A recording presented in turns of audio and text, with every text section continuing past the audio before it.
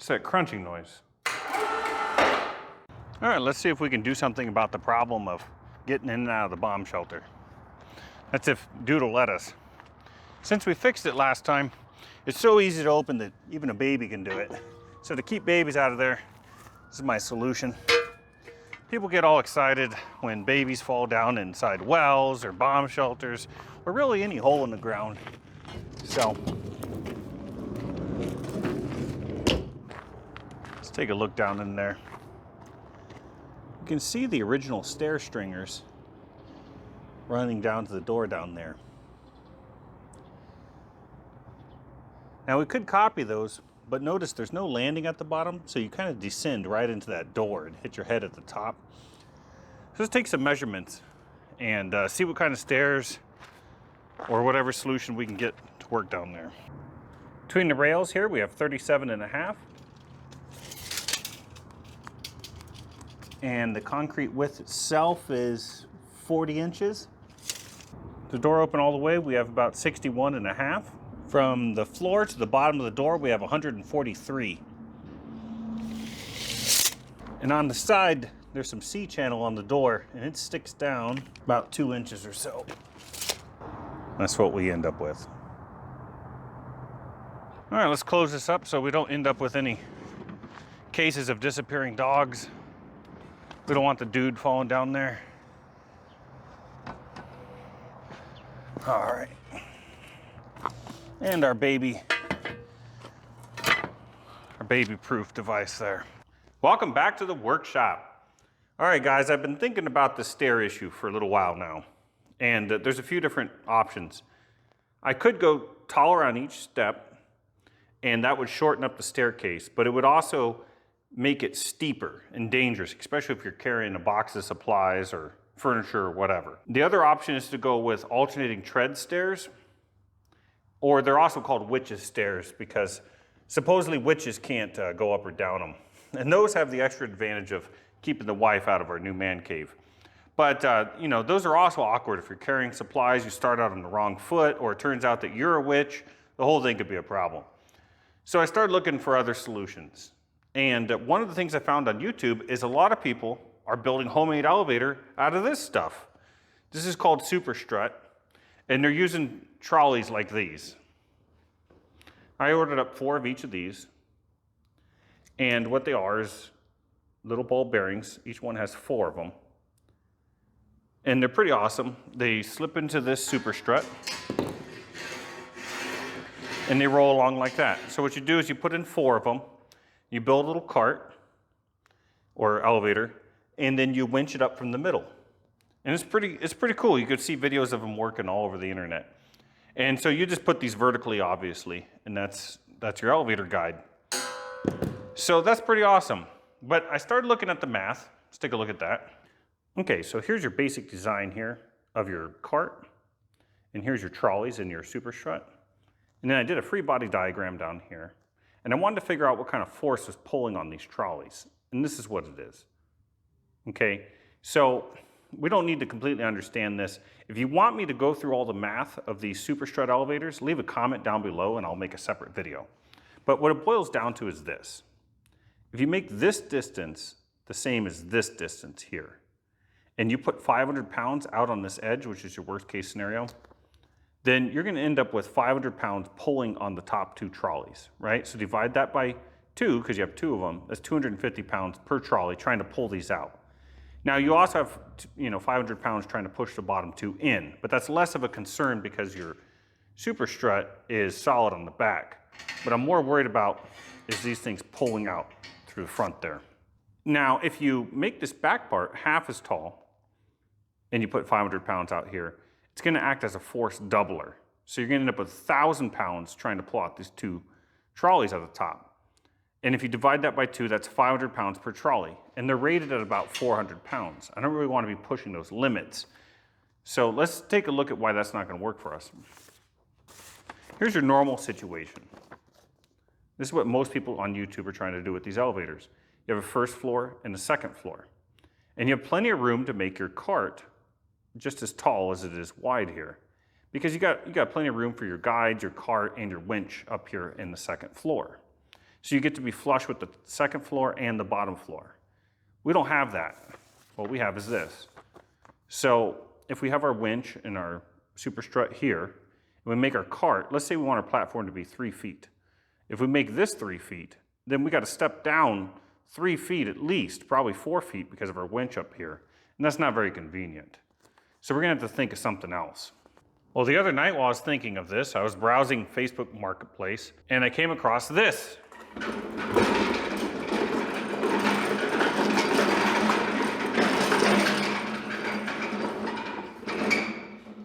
For 200 bucks. The guy said it was for lifting electrical transformers in this little tray here. In the front, it's got rigid wheels.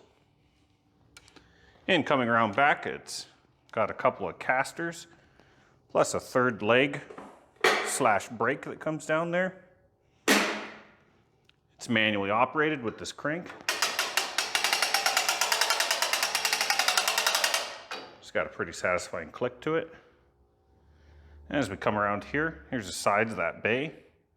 The sides are removable by pulling this pin here. The other side's got 2 pins, this side's missing one. In the front here, it's got hooks that must have engaged with pegs on the transformer.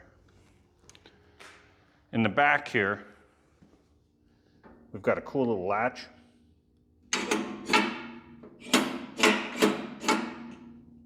And a little lanyard to hold in your load.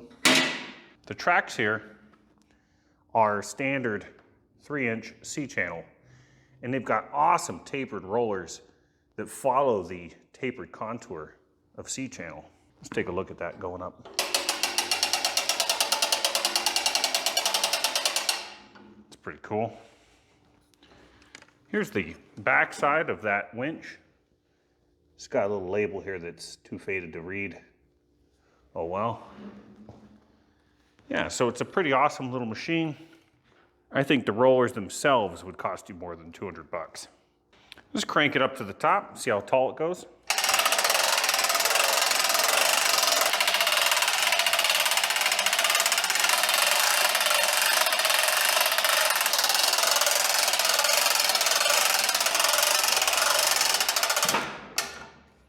She goes just shy of 66 inches.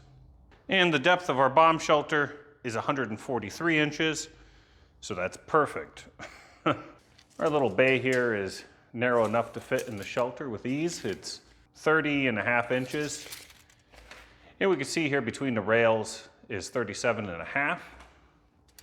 See the legs here are 36 inches. So we have 3/4 inch spare on either side for getting it down there. Well, we can see she's a little on the slow side, and it's going to be hard to operate it from behind the machine while standing on the machine. So we're going to have to figure that out.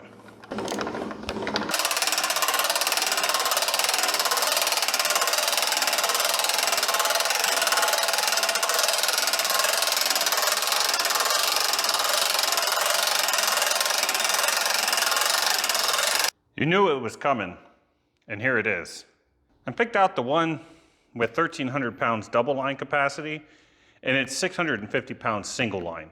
Hopefully we could run it single line so we can get some decent speeds, but we'll find out. It goes up less than half of what we need it to. It's manually operated from behind. It's slower than anything. It's heavier than anything. I've got no way of lifting it. And when I do, it's only got 1/2 inch of clearance on either side to go down the hole.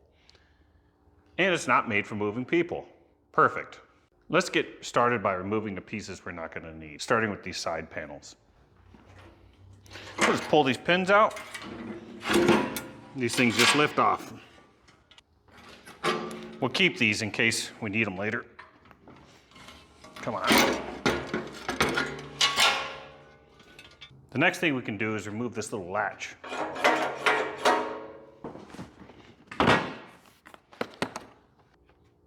Let's try 7/16.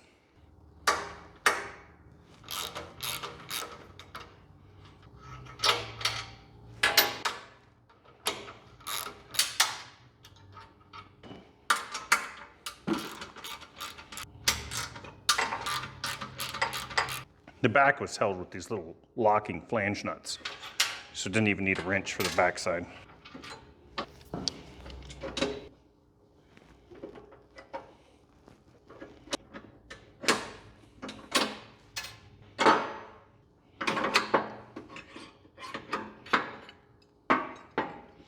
This latch was spring loaded right here.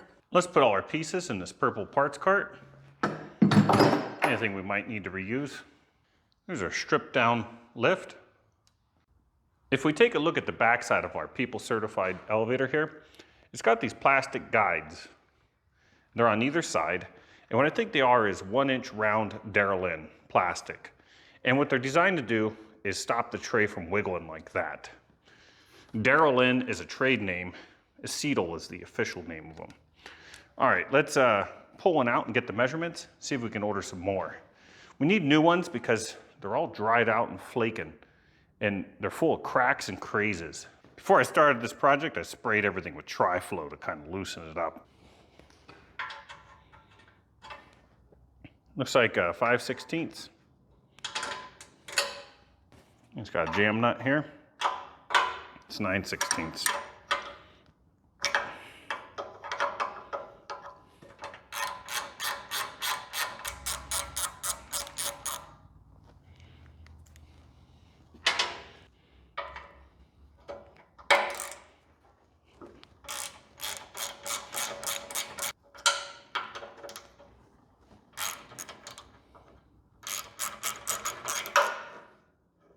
Okay, let's take a look at these assemblies. Yeah, they're just little guides. Look at the plastic. See how it's crazed and cracked? And looks like there's nothing special about the plastic. It's just 1-inch round with a little plug on the back that the bolt pushes on. That little plug goes around side up like that.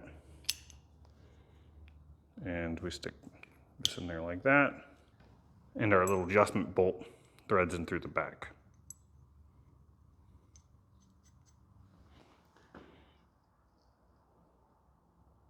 Yep, it's just 1-inch round acetal. I'll order that up from Amazon and we'll change these out. Okay, we're just gonna put this back for now so that we can still work on it without it having any problems. All right, I think our next step is, let's get this winch out of here and start to convert it over to our electric setup. Let's unbox our winch so we can get some dimensions off of it.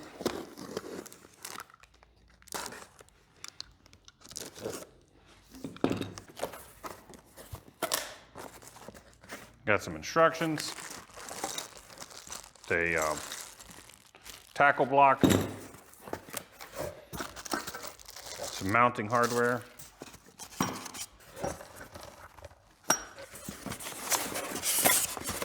some U-brackets that are stuck in the lid here.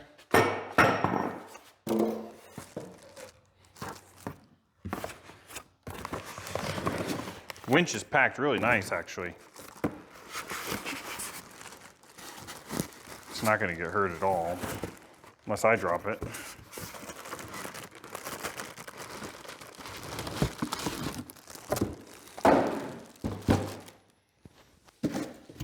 Is that everything? That's everything.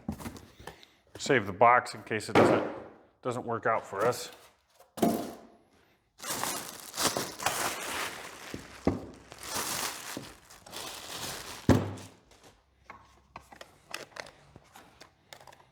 Here's our little remote.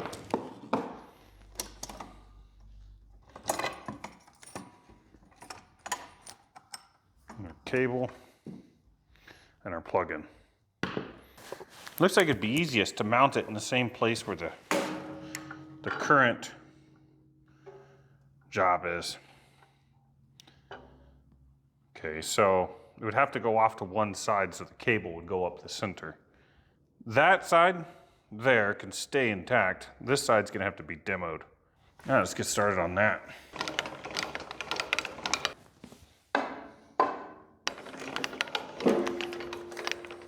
All right, I lowered it onto a block of wood here to get some tension off that cable. back pulley here is held in by this spring clip. Let's pull that out.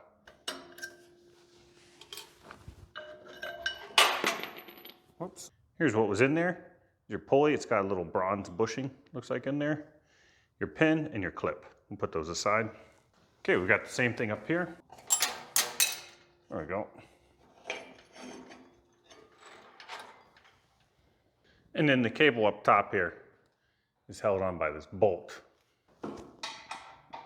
Looks like it's a 3/4 inch.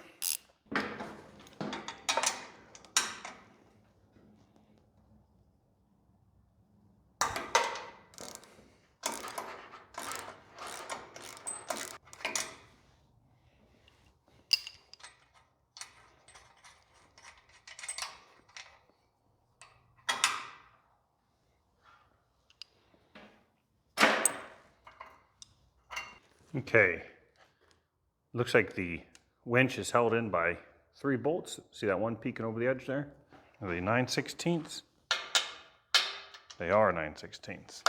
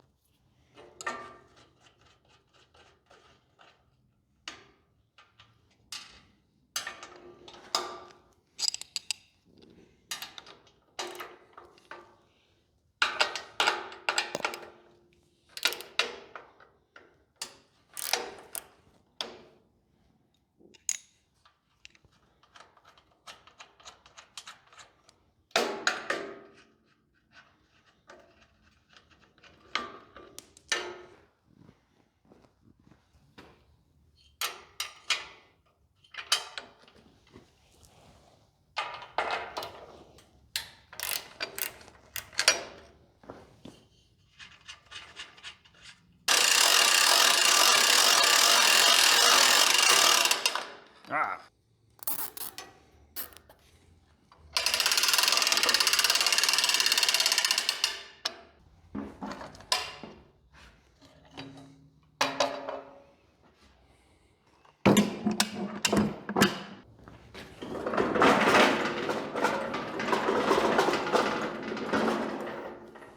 Okay, let's take the winch back over here.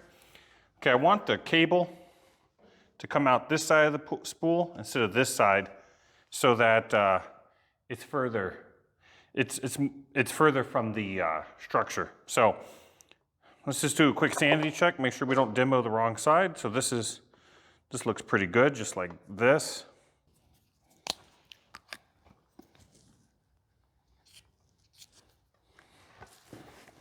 It's got to go at least to there.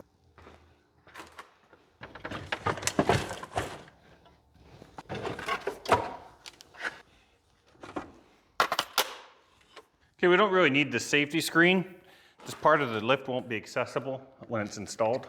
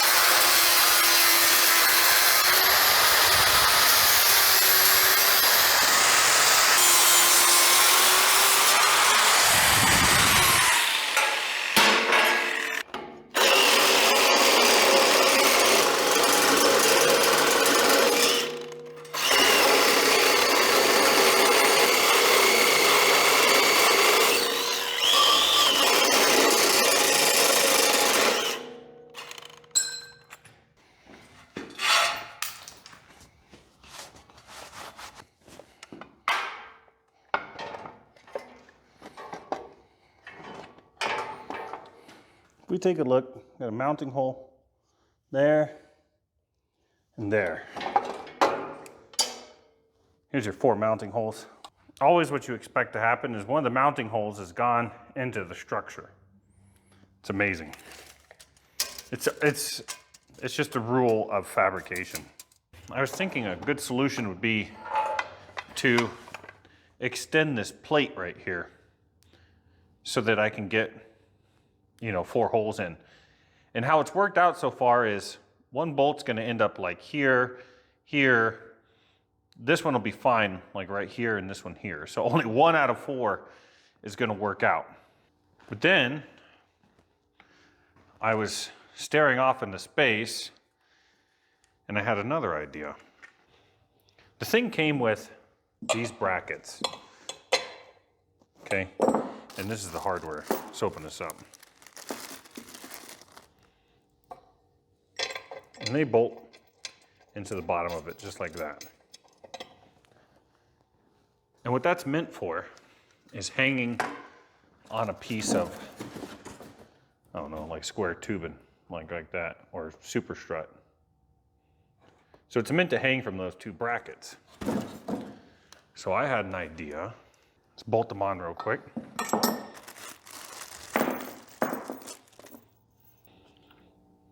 It's gonna be metric 16.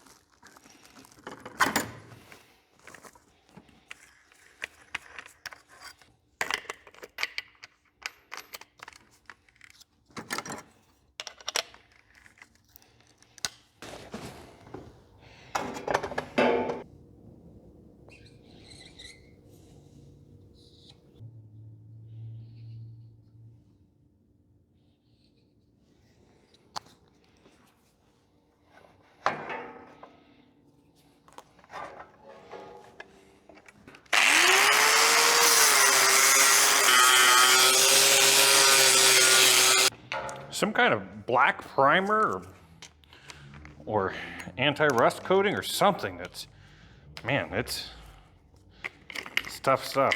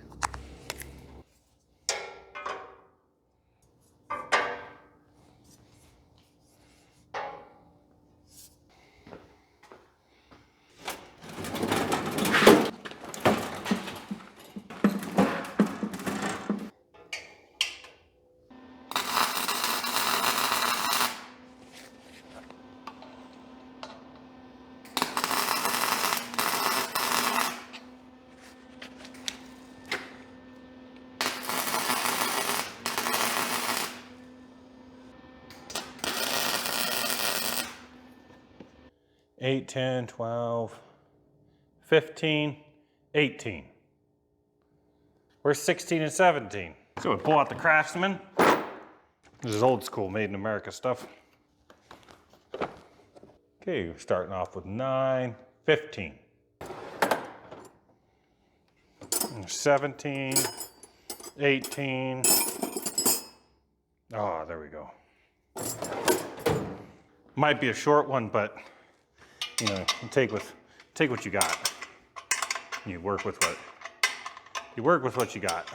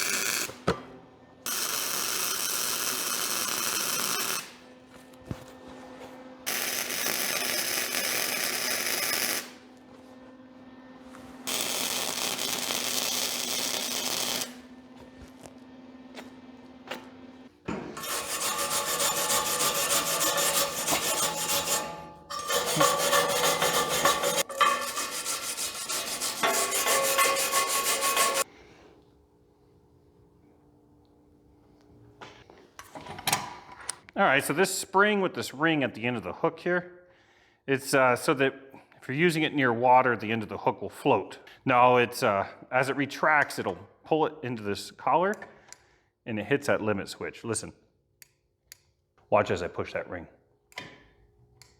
So that's our limit switch. It stops it from destroying itself as it winds up. But the way we're gonna be using this stuff's just in the way. So I gotta try to figure out how to remove all this stuff. I don't really wanna undo these crimps, or I'll have to get a new swagger tool to put in new swags here. So we're gonna have to cut this stupid thing off. Just make sure it works before we make it non-returnable. Okay, so down. That's perfect.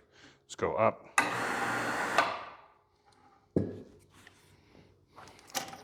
Down. Up. Okay, let's go up and see if we trigger this. Stops it. So, okay, this thing's fully operational. And just in case.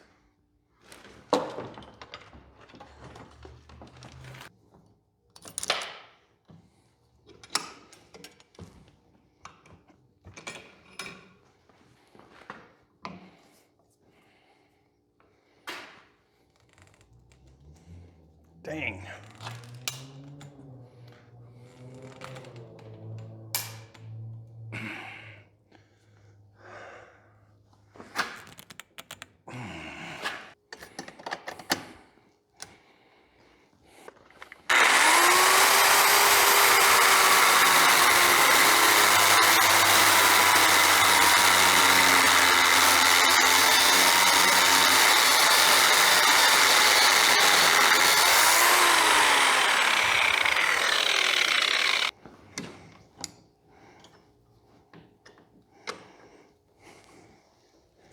This is why you want to keep your chemicals in one of these fire cabinets.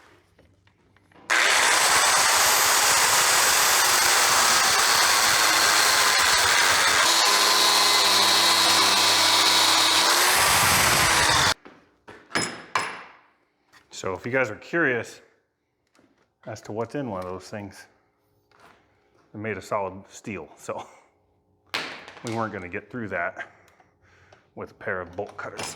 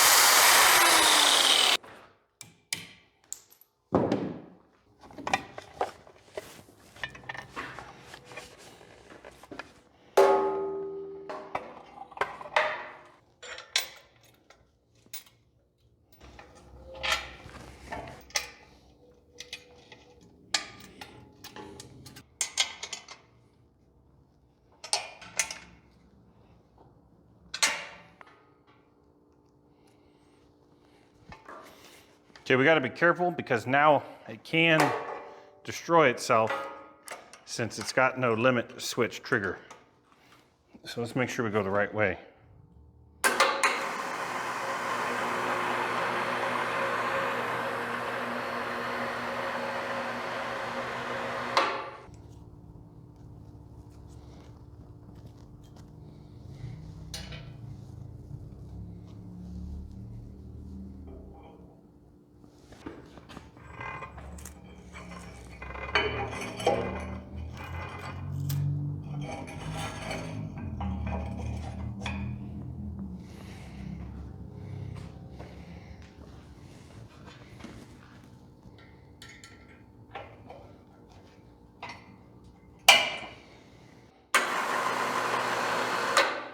Now originally, the cable ran through a pulley there and bolted at the top, if you remember when we took it apart.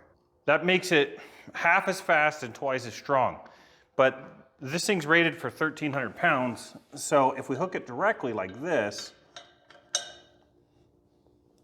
we should still get 650 pounds, but the cart will be a lot faster than if we had done a double loop.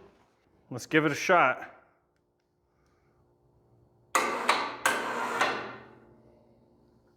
Okay, we just took up the slack. Let's move our wires out of the way.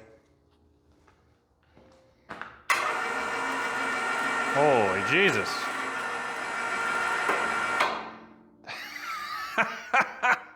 That is way better.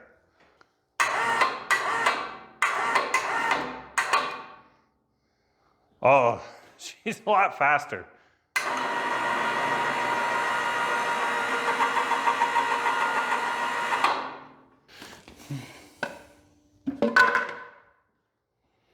Lower it to the ground.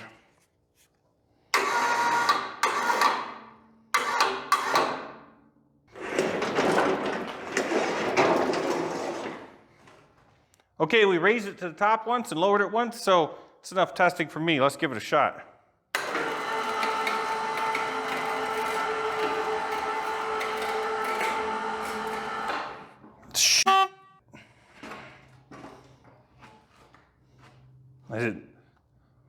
I'm going to stand a little closer to the back of it so it doesn't tip forward.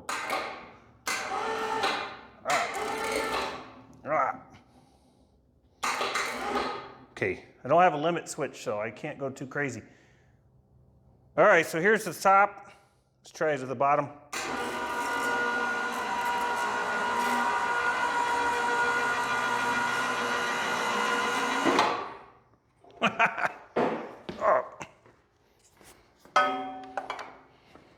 Part of what's making it feel real sketchy is the fact that we cut out a lot of the structure on this one side, so as it lifts, it's kind of twisted on me a little bit. But we're gonna fix that up. Well, there's the conversion to electric. I gotta ride it again. Stand closer to the back here.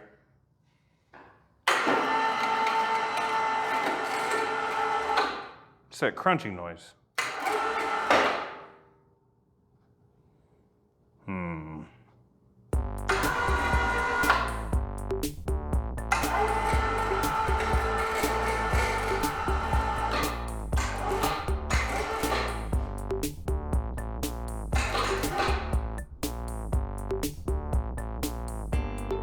Okay. Well, it lifts me and does it pretty quick. So that's pretty great.